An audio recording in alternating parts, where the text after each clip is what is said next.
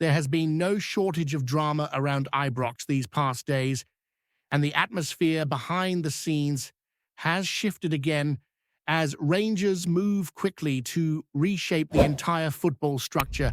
After a stretch filled with pressure, criticism, and tense performances, the club has wasted no time turning the page. The dismissal of Kevin Felwell has opened the door for a fresh direction, and the focus now is on who will be trusted to guide Rangers through this next chapter. Supporters have been desperate for clarity, and for the first time in weeks, it feels like a clearer path is beginning to form, even if big decisions still lie ahead. The start of the season has been far from what the fans expect from a club of this size, and the response from the board has been firm. Andrew Kavanagh, who has been hands-on since the ownership changes, stepped in to outline exactly what the situation is with Robbie Felwell, especially after his father's departure created uncertainty around every role in the football department. Robbie had only just taken over as head of recruitment, and with tensions rising around the club's early struggles, plenty of supporters questioned whether he would stay, whether he should stay, and what the board truly saw for the future. Kavanagh made it clear that nobody at Rangers is guaranteed anything simply because of their title. In his own words, everyone at a high-performance club is accountable, from the very top of the structure right down to the departments that support the players every day. His explanation about the changes to leadership painted a picture of a board determined to act with intent rather than emotion. He insisted that Patrick Stewart and Kevin Felwell were competent operators who had contributed well during their time at Ibrox, but the needs of the club today are not the same as they were 6 months ago. What Rangers require now, he said, is alignment with the long-term vision, and that meant making tough decisions. He did not throw blame on anyone, refused to turn the situation into finger-pointing, and made it clear that his respect for both men remains. But respect alone cannot drive a football club forward when the ambitions are as high as they are at Rangers. With the two most senior executive roles now open, the search for new leadership has begun immediately, and it did not take long for a familiar name to rise to the top. David Weir, a figure respected on both sides of the border, has emerged as the early favourite to take over as sporting director. His recent move to a similar role in France has only strengthened his profile, showing he still has the sharpness and experience required to handle a modern football operation. The timing makes the situation complicated, but the admiration for Weir's work in recruitment, youth development, and long-term planning is no secret around Ibrox. Weir only recently switched to a role with the French side Strasbourg, where he spoke passionately about joining a club with a history, ambition, and a growing identity. He talked about being convinced by the project, excited to settle into the city, and eager to work with the people already in place. But that has not stopped speculation around a potential return to Glasgow, especially with Rangers entering a decisive stretch in their rebuild. His previous years at Brighton were widely praised, as he played a key part in the development pathway that turned the club into one of the most efficient recruiters in the Premier League. His professionalism, his eye for detail, and his ability to apply structure to a football department have made him a highly sought-after figure. And with Rangers in desperate need of a fresh framework, supporters see him as someone who could bring stability and purpose back to the sporting side of the club. Alongside Weir, other candidates have naturally been mentioned, but none have connected with the fan base or the media noise quite like him. The club's next steps will be crucial because any sporting director coming in will be responsible for shaping the squad, not only for the current manager, but potentially for future managers as well. Rangers cannot afford wasted windows. They cannot afford another season of inconsistency. Whoever enters the role will need to hit the ground running, and that is why a profile like Weir's is gaining this level of attention. While all of this unfolds in the boardroom, the players on the pitch are fighting through their own storylines, and one of the biggest this week belongs to Manny Fernandez.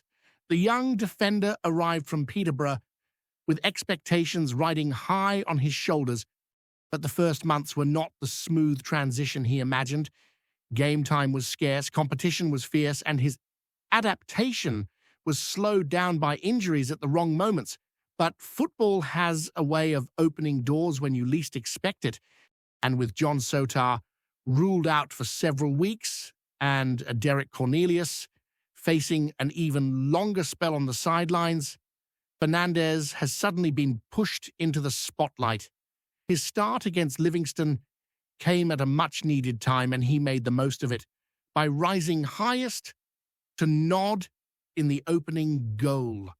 It was only his third start since joining Rangers, but it carried the type of confidence and relief that players often describe when they finally get a real chance to show what they can bring.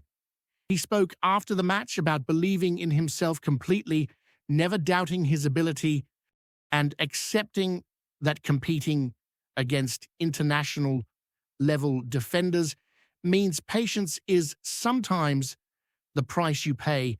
But with opportunities now beginning to appear, he knows he cannot let them slip through his fingers. Fernandez admitted that he went directly to speak with Danny Roll about the situation because he wanted clarity on what he needed to do. He appreciated the honesty he received in return, being told to train harder, recover fully, and prove through work rather than words that he deserved minutes. It is the kind of message that can either discourage a player or light a fire inside them, and Fernandez has clearly chosen the second path. He talked openly about how these periods of challenge make you grow, how they teach resilience and patience, and how that process is part of football at the highest level. He has no regrets about making the move north, despite the difficulties. For him, joining Rangers was always about embracing expectations and proving he could step up. Now, with the Europa League night approaching and the possibility of making his European debut, he is buzzing for the chance to show exactly why the club invested in him. Even he admitted that he felt a bit rusty at times during the match, but that overall he felt himself growing into the rhythm again and was pleased with the result and the performance. Another key talking point has been the arrival of Scott Fry, the set-piece coach who has already made his presence felt. Rangers have long been criticized for failing to maximize dead ball situations, but under Fry, there has been a noticeable shift. The goal against Livingston was a perfect illustration of that, with movement in the box, creating space for Fernandez to attack a driven delivery. The defender was full of praise for Fry's energy, his creativity, and the way he communicates exactly what he wants from the players. Fernandez said that when the delivery is right, he backs himself to beat almost anyone in the air, and his record so far backs that up. As Rangers move deeper into this period of transition, you can feel that the tension around the club is starting to shift into something more productive. The noise from the stands has been intense, the criticism has been loud, and the expectations remain sky high. But there is a growing sense that the squad is beginning to respond. The players know they must show more personality, more fight, and more stability, especially at a time when the upper levels of the club are being reshaped. The change behind the scenes has reminded everyone that nothing is guaranteed at Rangers, not for directors, not for coaches, and certainly not for players. The recent performances have carried that same feeling of urgency. Even in the nervy moments, there is visible hunger from some of the younger names pushing to establish themselves. Fernandez is just one example, but he represents a bigger shift in the dressing room. When opportunities appear in the middle of a demanding schedule, it forces players to reveal who they really are. Some shrink under the pressure, others use it to rewrite their place in the squad. Fernandes looks determined to make sure he is in that second category, especially with a European match drawing near and a sense that the season is now entering a defining stretch. The coaching staff have been working relentlessly to stabilize the performances, focusing on organization, tempo, and the capacity to manage difficult phases within matches. Rangers have had a frustrating habit of allowing games to drift, losing control in key areas, and inviting pressure they never needed to invite. Under the new structure, there has been a push to tighten those details and reduce the mistakes that have cost results. Training intensity has risen, standards have been sharpened, and players have admitted that the feedback is more direct than ever. That kind of environment can be uncomfortable, but discomfort often forces the improvement that was missing. With the Europa League fixture on the horizon, the spotlight grows even brighter. European nights at Ibrox carry a magic that is hard to describe, and for players like Fernandes, it is a chance to carve their names into the memory of a support that loves nothing more than seeing new heroes rise. His anticipation for a possible debut reflects the excitement around this next match. He knows that these nights are not handed out, they are earned, and he is desperate to show that he belongs on that stage. The hunger in his voice after the weekend's game was clear as day, but Rangers cannot rely solely on individual enthusiasm. The squad has been battered by injuries, which has forced some reshuffling that the coaching staff would rather have avoided. Losing Sautar and Cornelius at the same time has created a defensive puzzle, and there is pressure on the remaining centre-backs to stay fit and deliver consistency. Defensive chemistry is not something you can simply manufacture overnight, but the match against Livingston offered glimpses of the structure improving. The lines were tighter, the transitions were cleaner, and the communication felt sharper. It was far from perfect, but it was progress. And right now, progress is what Rangers need most. The influence of Scott Fry has added another layer to the team's development. Set pieces have always been a massive part of football, and clubs that treat them as a key weapon often steal points in matches that could otherwise slip away. Fernandes spoke with real conviction when he mentioned that he does not believe many players in Scottish football can stop him in the air. That kind of confidence matters, especially when paired with a coach who is giving the squad new tools to exploit those strengths. Fry's sessions have been described as energetic, demanding, and packed with detail, and it is already paying off.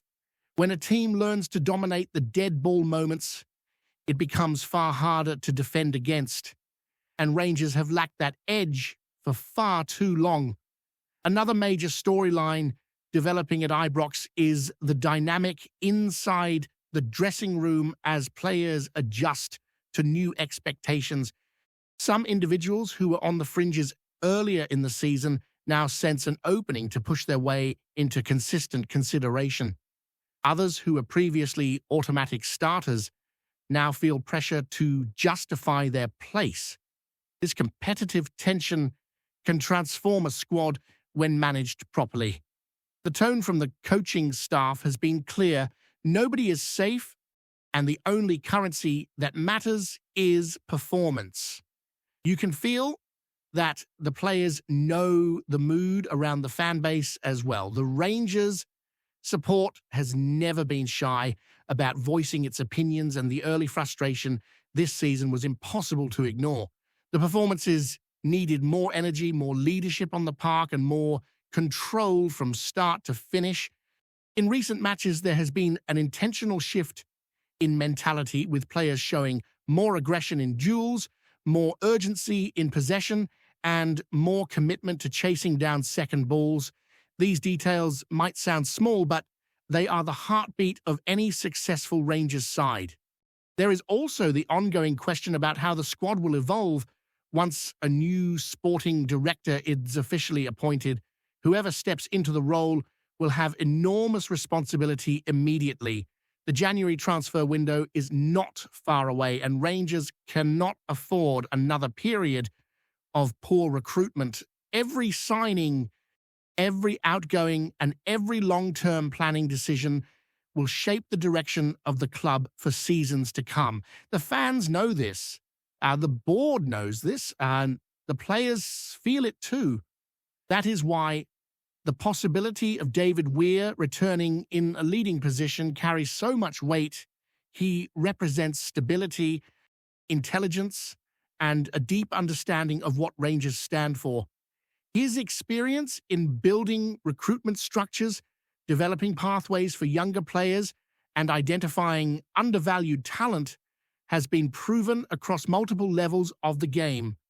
If he does return to Glasgow, it would immediately signal a commitment to rebuilding Rangers with long-term logic rather than short-term patchwork solutions. The supporters have been demanding this for years, and the board cannot afford to get this next appointment wrong. Before we continue, make sure to subscribe to our channel and turn on notifications to get all the exclusive news about Rangers FC. Don't overlook any details about your beloved team. It's crucial for Rangers FC fans.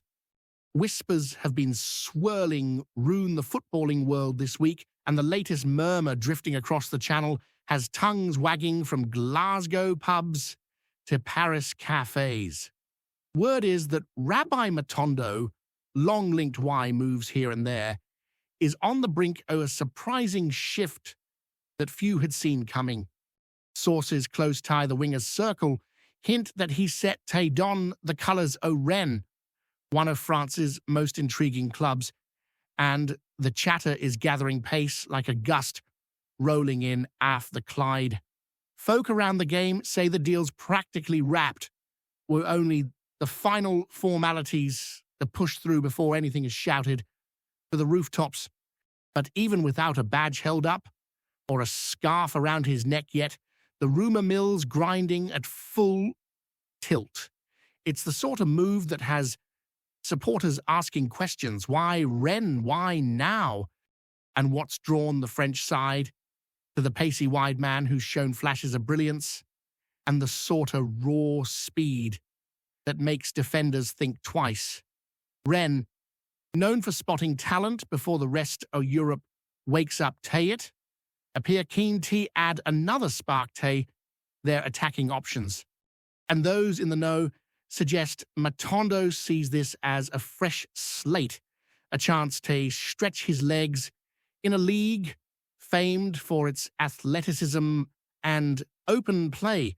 The idea of him darting down the flank in League One has already stirred excitement, even though the club remains tight-lipped, refusing to let slip a single word that might confirm the growing buzz. Inside training grounds, the whispers are louder. Agents and analysts alike are nudging one another, saying it's as good as done, though no one's willing to put their name on the line just yet. Supporters, meanwhile, are refreshing their feeds, waiting for that telltale photo. A handshake, a grin, and a new shirt held high. Until then, it remains in the land of rumour and smoke. But if the brewing noise is anything to go by, Matondo in Rennes colours may soon be more than just talk drifting on the wind. Greetings, fans. Make sure to hit that like button and subscribe to the channel, as it's greatly appreciated by Rangers FC. And don't forget to share your thoughts on the news in the comments section below. Until the next video, stay tuned.